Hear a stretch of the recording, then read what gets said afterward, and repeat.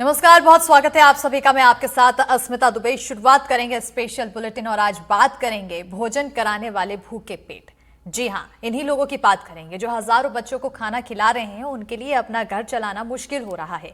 छत्तीसगढ़ के रसोइयों को 4 महीने से मानदेय नहीं मिला है। हालत यह है कि घर चलाना मुश्किल हो रहा है। त्योहारों का मौसम होने की वजह से चिंता और अधिक है। ऐसे में कई सवाल हैं जिन पर आज हम बात करेंगे।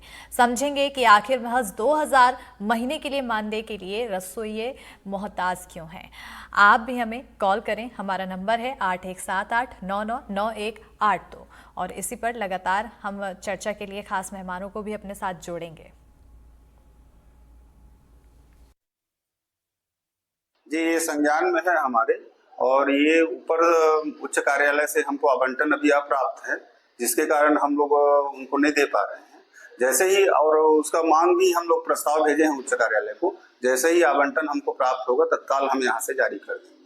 मध्याह्न भोजन पकाने वाली इन महिलाओं की क्या स्थिति है, यह जानने के लिए हम आए हुए हैं शासकीय और पूर्व माध्यमिक शाला पथर्री कला।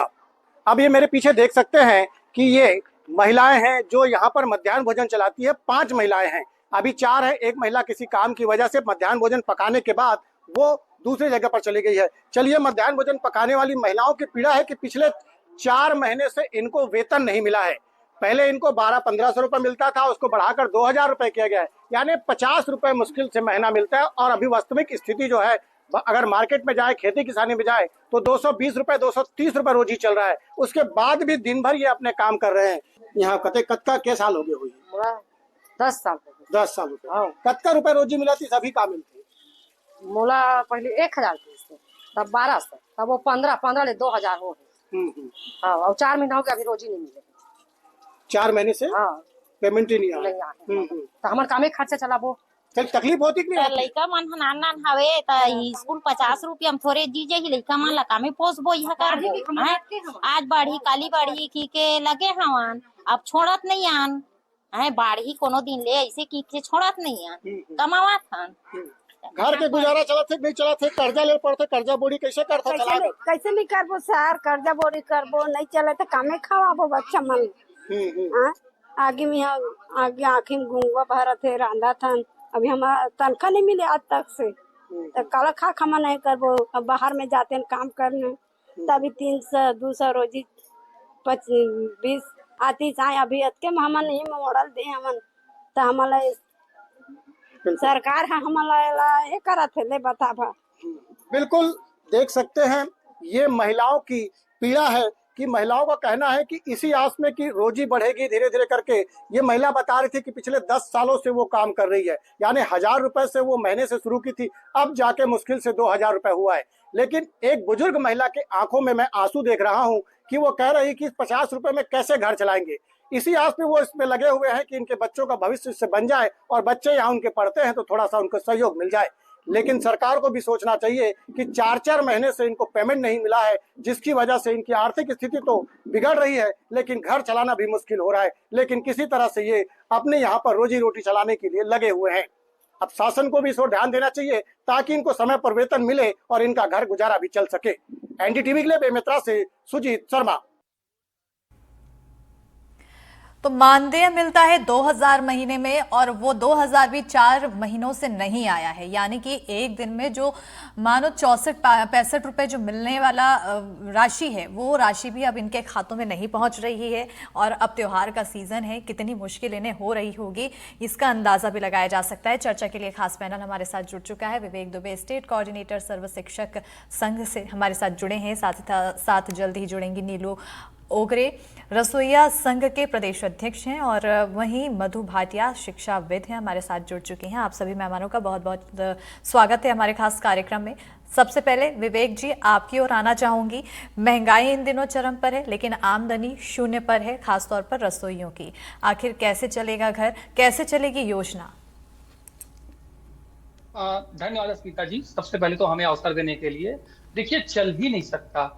आप सोच कर देखिए कि इनकी सैलरी, जिसको सैलरी कहा जाता है, वास्तव में मानदेय है, और एक दिन में 100 रुपए के हिसाब से भी इनको भुगतान नहीं होता। ये वो योजना है सरकार की जिसके बदौलत कह सकते हैं कि शिक्षा विभाग में इस बात का ढिंढोरा पीटा जाता है कि हम बच्चों को स्कूलों में, सरकारी स्कूलों में मध्याह्न भोजन खिलाते हैं, अच्छा पौष्टिक आहार देते हैं। और ये माने या ना माने, निश्चित तौर पर मध्याह्न भोजन से बच्चों की जो है संख्या भी स्कूलों में बढ़ती है। तो जिनके कारण ये सब चीजें हो रही हैं, उनको आपको महज 2,000 रुपए देने हैं, और वो 2,000 रुपए भी अगर आप समय पर नहीं दे पा रहे हैं तो इससे बुरी स्थिति नहीं हो सकती। इस समय में जब महंगाई चरम पर है, जब आप एक सब्जी लेने भी जाए तो 80 रुपए 100 रुपए किलो चल रहा है, उस दौर में इनको केवल आपको 2,000 रुपए देना है महीने का। और ये वो लोग हैं जो बच्चों के, छोटे छोटे बच्चे जो स्कूल में आते हैं, सरकारी स्कूलों में, उनका पेट भरते हैं। ये अगर काम छोड़कर चले जाएं तो मैं बोलता हूं हजारों स्कूलों में तत्काल मध्याह्न भोजन बंद हो जाएगा। तो ये वो लोग हैं। हमारा जो स्कूल शिक्षा विभाग है वो केवल बिल्डिंग से नहीं बनता, वहां पर टीचर हैं, वहां पर रसोइया हैं, वहां पर साफ सफाई करने वाले कर्मचारी हैं, इन सबसे एक स्कूल तैयार होता है। इससे देश की नींव तैयार होती है। और वहां पर काम करने वाले रसोइया अगर ये बता रहे हैं कि उन्हें 4 महीने से वेतन नहीं मिला है, मानदेय नहीं मिला है, तो ये इससे बड़ा दुर्भाग्य नहीं हो सकता। मैं आपके माध्यम से सरकार से मांग करता हूं कि किसी भी तरीके से मानदेय की व्यवस्था करके तत्काल इनका भुगतान किया जाना चाहिए। और ये व्यवस्था बनाई जानी चाहिए कि भले ही राशि आप कम दे रहे हैं, कम से कम उसे तो समय पर दीजिए। इस पीड़ा को हमसे ज्यादा कोई नहीं समझ सकता। हम शिक्षा कर्मी थे और शिक्षा कर्मी से अब शासकीय शिक्षक हुए हैं। ये आवंटन सिस्टम जो होता है वो बहुत पीड़ादायक होता है। लोग कई महीने इंतजार करते हैं कि उनको वो पैसा मिल जाए, और इसके उम्मीद में लोग अपनी सेवाएं देते रहते हैं कि आज नहीं तो कल जो है मुझे सम्मानजनक वेतन मिलेगा। जैसे कि वो महिला बहन बता रही थी कि मैं इसलिए नहीं छोड़ रही हूँ पिछले 10 साल से कि आज नहीं तो कल हमारे जो दिन है वो बदलेंगे। उस उम्मीद में वो नौकरी कर रही। नहीं तो आज की डेट में अगर कोई मजदूरी करने भी जाए, जो मजदूरी करते हैं उन्हें भी कम से कम 300 रुपए मिलता है। प्रशिक्षित, अप्रशिक्षित जो मजदूरों की हम बात करते हैं, तो अप्रशिक्षित की भी बात करेंगे तो उनका दिन का 300 रुपए होता है। और ये पूरे भोजन की जिम्मेदारी लेती हैं, पूरे गुणवत्तापूर्ण खाने की इनकी जिम्मेदारी होती है, और उसके बाद इनको दिन का 100 रुपए नहीं मिल पाता। और सबसे बड़ी बात, जो 2,000 मिलना है वो भी समय पे नहीं मिल पा रहा है। तो मैं पुनः आपके माध्यम से सरकार से गुजारिश करता हूं कि तत्काल कहीं से भी व्यवस्था बनाकर इनका जो है कम से कम मानदेय का भुगतान तत्काल किया जाए, और यह सुनिश्चित किया जाए कि इन्हें हर महीने इनका मानदेय मिल जाए। बिल्कुल, ये सुनिश्चित करने की काफ़ी ज़्यादा ज़रूरत है। लेकिन यही देखने को मिलता है कि जब जब त्योहार नज़दीक आते हैं उस समय 4-4 महीने, 5-5 महीने तक इन्हें सैलरी ही नहीं मिलती, इनकी राशि ही नहीं मिल पाती है, और ऐसे में परेशानियां इनकी बढ़ती जाती है। मधु जी, आपकी ओर आना चाहूँगी, क्योंकि इस योजना की शुरुआत ही इसलिए की गई कि हर तबके के लोगों को शिक्षा से जोड़ा जाए। शिक्षा से जोड़ने का यहाँ पर मकसद था, लेकिन ना ही वो योजना धरातल पर ठीक से लागू हो पा रही है। क्योंकि लोग तो जुड़ रहे हैं, खाने के लालच से लोग जुड़ जाते हैं, लेकिन उन्हें ना कभी खाना ठीक से मिल पाता है, कभी जो खाना बनाने वाले हैं उन्हें पैसे नहीं मिल पाते हैं। जी नमस्कार। अस्मिता जी, आप मुझको सही से सुन पा रही हैं? जी। ओके, तो आप सबको नमस्कार। और जैसा आपने कहा विवेक जी, मैं बिल्कुल उससे सहमत हूँ कि जो सैलरीड लोग होते हैं, जिनको खुद वेतन मिलता है, उनसे ज्यादा उन लोगों की पीड़ा कोई नहीं समझ सकता जिनको वेतन मिलता है। तो as a private school teacher हमें भी जब टाइम से वेतन मिलता है हमें बहुत खुशी होती है, हम मन लगा के काम करते हैं। और जब हम बात करते हैं भोजन बना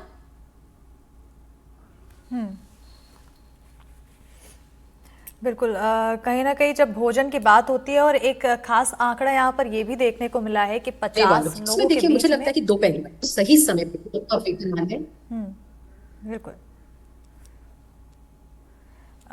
तो कहीं ना कहीं यहाँ पर मधु जी की आवाज़ नेटवर्क के इश्यू के चलते नहीं आ पा रही है। विवेक जी, आपकी ओर आना चाहूँगी वापस से।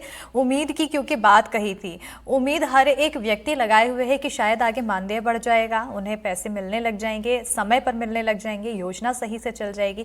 लेकिन आखिर सालों साल ये इसी तरह की उम्मीद चलती आएगी, तो क्या जो मकसद है वो कभी पूरा हो पाएगा, या लोगों की उम्मीद है वो ख़त्म हो पाएगी? देखिए, उम्मीद पे दुनिया टिकी है, व्यक्ति के पास विकल्प नहीं होता। ये जो महिलाएं हैं, ये कोई बहुत पढ़ी लिखी महिला नहीं है, इनके पास रोजगार के जो संसाधन है और जो विकल्प है वो सीमित हैं। तो वो बिचारी जो है, जो कर सकती हैं बेहतर सम्मानजनक जीवन जीने के लिए जो भी कर सकती हैं, उस विकल्प का वो चुनाव करती हैं। उसमें से एक विकल्प जो है ये आपका मध्याह्न भोजन तैयार करना है। जब सरकार ने इस योजना को चालू किया तो उसके पीछे 2 उद्देश्य था। एक कि गांव में जो सरकारी स्कूलों में जो बच्चे पढ़ते हैं शहर और गांव में, उनको पौष्टिक भोजन मिल जाए। और वो पौष्टिक भोजन अगर वो हासिल करेंगे तो सीधी सी बात है कि कुपोषण के जो शिकार होते हैं बच्चे, गरीब बच्चे, उससे बच जाएंगे। एक ये था उनके पीछे का सोच। दूसरा ये था कि कम से कम मध्याह्न भोजन करेंगे तो इसी बहाने स्कूलों में जो है अटेंडेंस बढ़ेगा बच्चों की। वो हुआ भी निश्चित तौर पर। मध्याह्न भोजन खाने के नाम से ही बहुत सारे बच्चे आ जाते हैं, तो ये असर दिखा है। ऐसा नहीं है, पहले क्या होता था कि माँ बाप के पास ये भी समस्या रहती थी कि अगर वो काम पे गए हैं तो उनके बच्चों को भोजन देगा कौन, तो वो अपने साथ ले जाते थे। अब चूंकि मध्याह्न भोजन है तो माँ बाप जैसे काम करने जाते हैं तो उनको कम से कम अपने बच्चे की इस बात की चिंता नहीं होती कि उनका बच्चा भूखा होगा। वो स्कूल में भेजते हैं तो स्कूल में उन्हें पढ़ाई भी हो जाती है, साथ में भोजन भी मिल जाता है। तो सरकार ने जिस मंशा से इस चीज को चालू किया था, उस मंशा का ये हिस्सा बने। इन्होंने गांव में ही रहकर या अपने आसपास शहरों की बात कर ले तो आसपास के लोग ही जो होते हैं वो मध्याह्न भोजन की जिम्मेदारी निभाते हैं। स्व सहायता समूह का एक समूह बना लिया जाता है और इस तरीके से ये एकदम महत्वपूर्ण भूमिका निभा रहे हैं। तो उम्मीद तो इनको हमेशा रहती है, समय समय पर इनका एसोसिएशन है वो हड़ताल भी करता है, अपनी बातों से अवगत भी कराता है। ये कोई लंबा हड़ताल नहीं करते, कभी कभार 1-2 दिन का करते हैं और एक प्रदर्शन करके ये जताने की कोशिश करते हैं कि भाई हम बहुत महत्वपूर्ण काम कर रहे हैं और सरकार से ये मांग करते हैं कि इन्हें जो है एक सम्मानजनक राशि दी जाए। जैसा कि बहन ने बताया कि 1000 के बाद 1200 हुआ, 1200 के बाद 1500 हुआ, 1500 के बाद 2000 हुआ, तो धीरे धीरे इजाफा भी हुआ है। लेकिन मैं फिर से उसी चीज पर आता हूं कि आप उनके एक तो मानदेय में बहुत धीमे तरीके से बढ़ोतरी कर रहे हैं, समय के हिसाब से उनका मानदेय जो है वो पर्याप्त नहीं है। और दूसरी बात ये है कि आप उस मानदेय को भी उन्हें समय पर नहीं दे पा रहे हैं। ये सबसे दुखद विषय है। आप उन्हें 2000 ही अगर दे रहे हैं तो कम से कम इतना फंड सरकार जो है बना कर रखे कि इन छोटी बहनें जो हैं उनके लिए कम से कम इसकी कमी नहीं पड़ेगी कि उनको मानदेय ना मिल पाए समय पे। सरकार इतना तो कर सकती ना, जब दुनिया भर की योजनाएं चल रही हैं इस प्रदेश में, जब ऐसी भी योजनाएं चल रही हैं जिसमें बिना कुछ किए भी 1000 रुपए महीने में मिलता है, तो जो बहनें सेवा दे रही हैं सरकार को, जो बच्चों का पेट भर रही हैं, उन्हें क्या 2000 रुपए हर महीने समय पे नहीं मिल सकता? बिल्कुल, कहीं ना कहीं एक अहम सवाल है। हमारे साथ हमारे दर्शक जुड़ चुके हैं भानु उज्जैन से। भानु जी, बहुत बहुत स्वागत है आपका हमारे साथ जुड़ने के लिए खास कार्यक्रम है। आखिर क्या कुछ आपकी राय है? अस्मिता जी, दुबे जी, आपको सबसे पहले तो धन्यवाद देना चाहता हूँ एनडीटीवी को और आपकी सारी टीम को। यह जो मामला है यह एक शोषण का मामला है। जो रसोई है बहन बना रही है, मैं पूछना चाहता हूँ वहां की सरकार से, मुख्यमंत्री जी से, कि क्या 2000 रुपए में वो अपना घर चला पाएगी? बिल्कुल। और उस 2000 रुपए की सैलरी के बाद में भी उनको सैलरी नहीं मिल रही, तो क्या 7 महीने या 6 महीने से जो नहीं मिल रही, उन्होंने कभी जानकारी ली कि उसका घर किस प्रकार चल रहा हो? तो यह मुद्दा जो है मुख्यमंत्री जी से आप पूछिए कि 2000 रुपए में क्या वह बहन घर चला पाएगी और उसको हाल सैलरी भी नहीं मिल रही। मेरे रुझान से इन सभी को ध्यान में रखते हुए इनकी सैलरी कम से कम 15,000 रुपए के आसपास होना चाहिए, अन्यथा यह शोषण का मामला है। ये तो मजबूर और मगरूर वाला काम हो गया, मतलब उसका जमाना हो गया। या तो मजबूर है उसका फायदा उठाओ और मगरूर यानी मनमाए जो करो। कहीं ना कहीं मजबूरी का फायदा यहाँ पर उठाया जा रहा है और वो भी अब उम्मीद में बैठे हुए हैं कि कभी तो पैसे बढ़ेंगे और कभी तो पैसे सही समय पर आने लगेंगे। बहरहाल बहुत बहुत शुक्रिया भानु जी हमारे साथ जुड़ने के लिए। खास मेहमानों की ओर रुख करेंगे। नीलू ओगरे जी भी हमारे साथ जुड़ चुके हैं, रसोइया संघ के प्रदेश अध्यक्ष हैं। नीलू जी, आपसे एक अहम सवाल ये कि एक अच्छी मंशा के तहत मिड डे मील की शुरुआत की गई थी, लेकिन ये मंशा को लेकर लगातार जो ढांचा तैयार किया गया है वो सही तौर पर लागू नहीं हो पा रहा है। कभी खाना में कमी मिल जाती है तो कभी खाना बनाने वालों के वेतन में कमी मिल जाती है। अब ऐसी स्थिति में यहाँ पर बदलाव की जरूरत है या फिर इस योजना को बंद कर देना चाहिए, क्या लगता है?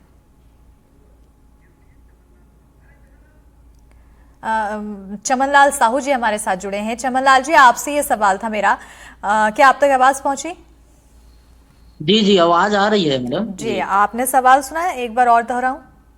जी एक बार और दोहरा दीजिए। जी, सवाल मेरा ये था कि मिड डे मील एक अच्छी मंशा के तहत इस योजना की शुरुआत की गई थी, लेकिन इस योजना को जब लागू किया गया तो उसका एक जो ढांचा तैयार किया गया वो कहीं ना कहीं अधूरा नजर आया और वो सही तरीके से लागू नहीं हो पा रहा है।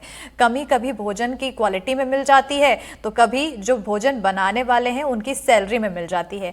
अब इस स्थिति में क्या इस योजना में कुछ बदलाव करने की जरूरत है या फिर योजना को बंद किया जाए, क्या किया जा सकता है? जी बंद करने से तो बहुत सारे कठिनाइयां जो रसोइया हैं उनको आने वाली है। तो बिल्कुल। मेरे हिसाब से तो इसको बंद करने की जरूरत नहीं है, सुधार करने की जरूरत है। और मिड डे मील के तहत बच्चों को अच्छा पोषण मिले जिसके लिए बनाया गया है, तो कहीं ना कहीं इसमें सुधार करने की जरूरत है। और सरकार को ये होना चाहिए कि प्राप्त मात्रा में जो सामान जो उपलब्ध मुहैया जो कराना चाहिए वो नहीं हो पा रहा है। और कहीं ना कहीं जो कार्य करने वाले जो रसोइया हैं उनको अगर मानदेय नहीं मिलेगा, उनकी सैलरी नहीं मिलेगी, तो कहाँ तक वो सही से काम कर पाएंगे। 2000 भी तो उनको जो देना है वो हर महीना नहीं मिल पा रहा है। तो कहीं ना कहीं ये दिक्कत का विषय है, इनको सुधार किया जाए तो ही जो व्यक्ति रसोइया हैं वो दीदी लोग जो काम करने में उनको सहजता महसूस नहीं हो रही है। भाई उनकी सैलरी 2000 है, उनको भी नहीं दे पा रहे हैं। और मानदेय में वृद्धि की बात की जो सरकार किए थे भारतीय जनता पार्टी, अभी तक वो 50% वृद्धि उन लोगों को नहीं मिला है।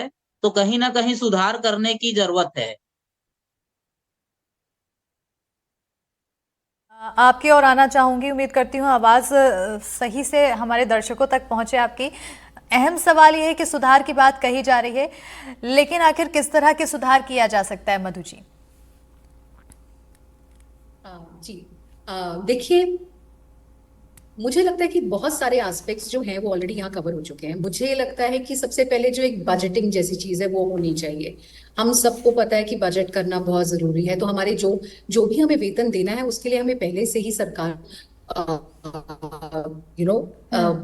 प्रोविजंस बना के रखने चाहिए कि ये जो पेमेंट है वो टाइमली हो जाए। आप मुझे सुन पा रहे हैं? जी बिल्कुल, आपकी आवाज आ रही है। जी, तो एक तो ये एस्पेक्ट हुआ कि बजटिंग जो है वो बहुत जरूरी है और उसके अकॉर्डिंगली चलना जरूरी है।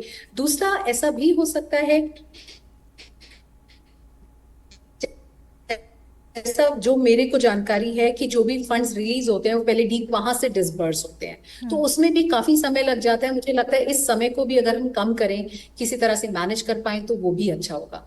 एक जो बात क्योंकि मैं टीचर तो हूँ ही, साथ ही साथ में गृहिणी भी हूँ, तो एक जो चीज बहुत जरूरी है वो ये है कि जब हम भोजन पकाते हैं तो हमारे भाव बहुत जरूरी होते हैं। तो जो हमारी बहनें हैं जो भोजन पका रही हैं, अगर उनको वेतन नहीं मिलेगा तो बहुत अच्छे भाव से भोजन नहीं पकाएंगे, और जो भाव से वो भोजन पकाएंगे वही भाव खाने वाले अंदर भी जाएगा। तो इसीलिए कहते हैं कि माएं बहुत प्यार से भोजन पकाती हैं, इसीलिए बच्चे उस भोजन को खा के स्वस्थ रहते हैं। बहनों को अगर जो वेतनमान मिल रहा है वो भी समय से नहीं मिलेगा तो उनका भाव कहीं ना कहीं अच्छा नहीं आएगा, और उससे जो हमारे बच्चे खा रहे हैं भोजन उनका भाव भी अच्छा नहीं आएगा। इसलिए बहुत जरूरी है कि जो भी दिया जा रहा है उसको टाइमली दिया जाए। हम सबका कहना यही है कि सरकार धीरे धीरे करके बढ़ा रही है, तो लेकिन जो भी समय आप जो दे रहे हैं वेतनमान वो समय से ही दिया जाए, और इसके लिए पूरा एनुअल बजटिंग करके उसको सही से डिसबर्स किया जाए फंड्स। बिल्कुल, तो कहीं ना कहीं यहाँ पर एक आपने जो एस्पेक्ट्स बताए हैं ये काफ़ी ज़्यादा अच्छे और प्रभावी माने जा रहे हैं, लेकिन अब सवाल ये बनता है कि क्या सरकार इन एस्पेक्ट्स की ओर ध्यान देती है? विवेक जी, यही सवाल आपसे। फिलहाल तो देते हुए नजर नहीं आ रही है, लेकिन उम्मीद किया जा सकता है कि आपकी इस खबर के बाद आंखें खुलेंगी जो जिम्मेदार लोग हैं उनकी, और ऐसा किया जा सकता है, व्यवस्था बनाया जा सकता है कि इनके लिए जो साल भर का एक होता है वो राशि व्यवस्थित कर दिया जाए। कई बार क्या होता है कि कुछ चीजों पर ऐसा होता है कि केंद्र से फंड आना है, उस फंड से दिया जाना है, कई ऐसी योजनाएं चलती रहती हैं। तो भाई उसके लिए भी तो ऐसी व्यवस्था बनाई जा सकती है कि राज्य अपने हिस्से में से रख दे और जब वो राशि आए तो उसको समायोजित कर लिया जाए। तो सीधी सी बात है कि सारी चीजें जो होती है वो इच्छा शक्ति के ऊपर टिकी होती है, और इस बात पर टिकी होती है कि आप उसको कितनी प्राथमिकता देते हैं। यदि आपकी प्राथमिकता के क्रम में वो है तो उसके लिए व्यवस्था करना कोई बहुत बड़ी बात नहीं है। देखिए, कोई बहुत बहुत बड़ा बजट नहीं है इसका। आप अगर देखेंगे तो पूरे प्रदेश का जो बजट है वो 1 लाख करोड़ का है। तो उस बजट के सामने जो राशि दी जानी है वो बहुत कम राशि है, और आप उसे फ्री में नहीं दे रहे हैं, आप उसे उनके काम करने के बदले दे रहे हैं। तो जब आप उनको उनके काम करने के बदले दे रहे हैं, यहाँ पर छत्तीसगढ़ में एक बहुत सक्सेसफुल अभी योजना चल रही है महतारी वंदन। तो महतारी वंदन में बिना किसी काम के दिया जाता है, 1000 रुपए महीना के खाते में डाला जाता है। तो भाई ये तो वो बहनें हैं जो काम कर रही है, सेवा दे रही है, सेवा के बदले आप उनको राशि देंगे, तो क्या इनके लिए वो राशि की व्यवस्था नहीं की जा सकती? जब उसके लिए राशि की व्यवस्था हो सकती है तो इनके लिए मानदेय के तौर पर वो राशि क्यों नहीं रखी जा सकती सुरक्षित, जिसके जरिए हर महीने इनको मिल जाए? भाई एक व्यवस्था तो ही बनानी है ना कि कुछ भी स्थिति आ जाए हम इनको इनका वेतन देंगे। भाई शासकीय कर्मचारी हो चाहे ये कर्मचारी हो, सब क्या चाहते हैं कि समय पर उनको उनका वेतन मिल जाए, उनका महंगाई भत्ता मिल जाए, उनका जो मानदेय है वो मिल जाए, यही तो चाहते हैं। और क्या चाहते हैं? बदले में वो सेवा दे रहे हैं आपको, आप फ्री में उन्हें नहीं दे रहे हैं। बिल्कुल। तो चाहे तो बिल्कुल किया जा सकता है, इसमें कहीं पर कोई दिक्कत की बात होनी ही नहीं चाहिए। कुल मिलाकर देखा जाए तो जब चुनाव का वक्त आता है तो उस समय कई ऐसी फ्रीबीज की बातें होती हैं, लेकिन देखने को यह मिलता है कि आम दिनों में जो लोग काम कर रहे हैं, मेहनत कर रहे हैं, उनका खुद का ही पैसा उन्हें समय पर नहीं मिल पा रहा है। चमन लाल जी, आपकी ओर आना चाहूंगी और एक अहम सवाल यहाँ पर आ रहा है सामने, लेकिन आपसे ये सवाल पूछने से पहले मैं चाहूंगी कि एक रिपोर्ट हम बिलासपुर की दिखाएं अपने दर्शकों को कि आखिर किस तरह से लोग परेशान हैं। छत्तीसगढ़ के प्राइमरी स्कूलों में खाना बनाने वाली रसोइया महिलाओं को बीते कई महीनों से पैसा नहीं मिला है, जिसके कारण वो नाराज चल रहे हैं। जानते हैं कि उनको कितने महीनों से पैसा नहीं मिला है और किन परिस्थितियों से गुजर रहे हैं। दीदी अपना नाम बता देंगे? मेरा नाम लीला वर्मा है, मैं रसोइया हूँ। हम लोग का 3 महीना हो गया, पैसा नहीं मिला है और हम लोग कैसे करके गुजारा कर रहे हैं उसको हम लोग को पता है।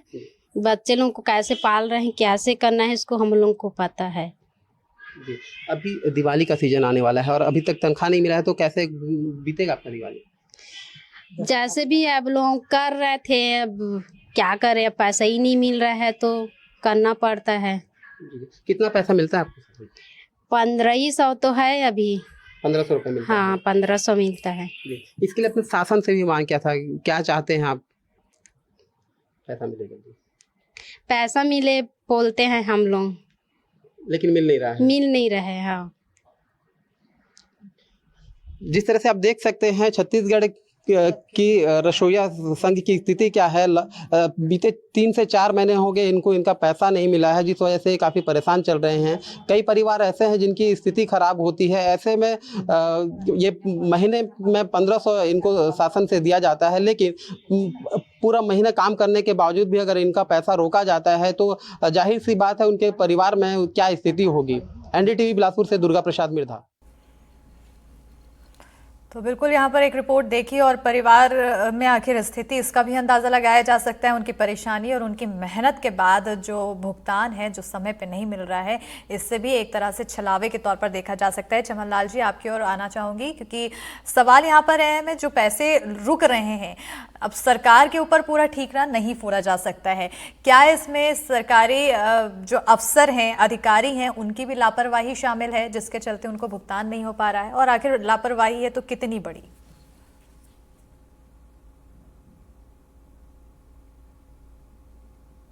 चमन लाल जी, आपकी से सवाल।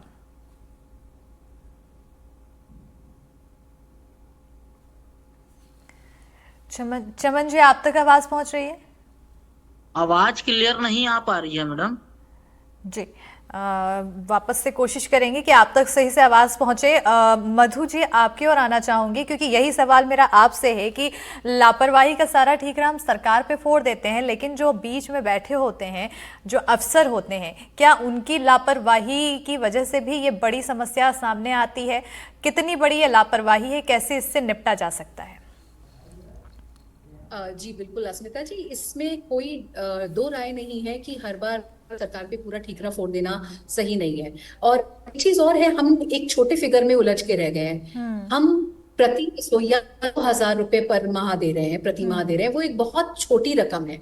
लेकिन अगर आप टोटल फिगर देखेंगे, सिर्फ छत्तीसगढ़ में 2600 रसोइया हैं हमारे। यानी अगर आप इसको कैलकुलेट करते हैं 2600 × 2000 करके देखते हैं तो ₹52 यानी 52 lakhs अ मंथ, एक मंथ का हमारा एक्सपेंस आता है गवर्नमेंट। तो ये अगर हम टोटल फिगर देखते हैं 52 लाख एक महीने का, वो कोई छोटी फिगर नहीं है, और ये 10 महीने का भुगतान किया जाता है। तो जब हम 10 महीने मल्टीप्लाई करते हैं तो एक बड़ी फिगर हो जाती है। तो हमें इसे बड़े पर्सपेक्टिव में भी देना चाहिए। ये तो बात हुई एक। दूसरी जो आपने कहा, इसमें भी जरूरी है कि देखिए सरकार अपना काम सही से करे, अपने फंड सही टाइम पे रिलीज करे, सेवा अपनी स्कीम्स चलाए और उनको फॉलो भी करे। पर ये जो बीच में चेन है ऑफिसर्स की, ये अपना काम जब तक सही से नहीं करेगी तब तक कहीं ना कोई रुकावट जरूर आएगी। और मुझे लगता है में सबसे ज्यादा जरूरी है अपने अंत झांक के देखना कि जिस कार्य के लिए हमें रखा गया, क्या हम उसे पूरी ईमानदारी से कर रहे हैं। हम जिस भी जगह पे बैठे हैं, जिस पोजीशन पे बैठे हैं, जिस ओहदे पे बैठे हैं, क्या हम उसे पूरी ईमानदारी के साथ निभा रहे हैं। तो मुझे एज अ टीचर लगता है कि जब तक ये एक सेल्फ कॉन्शियसनेस हमारे अंदर नहीं आएगी कि क्या मैं अपने काम के प्रति, क्या मैं अपने ओहदे के प्रति ईमानदार हूँ, क्या जो कार्य मुझे दिया गया मैं ईमानदारी से कर रहा हूँ या नहीं, तब तक कहीं ना कहीं अस्मिता जी हमें कहीं ना कहीं कुछ ना कुछ प्रॉब्लम आती ही रहेगी। तो ऑनेस्टी एंड इंडिविजुअल लेवल, मुझे लगता है ये बहुत ही ज्यादा जरूरी है। और जिस दिन हम भारतीय अपने आप में ऑनेस्ट हो जाएंगे, हर कोई सिर्फ अपने आप को बिल्कुल ही सही कंडक्ट करेगा, मुझे लगता नहीं कि हमारे देश में कोई भी समस्या रहने वाली है। बिल्कुल, कहीं ना कहीं ये नेचर का विषय बनता है और हर इंसान का अपना नेचर होता है और हर इंसान अपने काम को लेकर कितना ऑनेस्ट है, ये जो योजनाएं धरातल पर उतरती है उसको देखकर ही अंदाज़ा लगाया जा सकता है। बहरहाल इस सार्थक चर्चा में आप सभी का हमारे साथ जुड़ने के लिए बहुत बहुत शुक्रिया, और उम्मीद यही की जाती है कि जो चर्चा की गई है आने वाले समय में, अब जो रसोइयाँ उन्हें 4 महीने से वेतन नहीं मिला है, जल्द ही उन्हें वेतन मिले, त्योहार भी उनके लिए भी एक अच्छा त्योहार बनकर साबित हो। खास कार्यक्रम में फिलहाल इतना ही।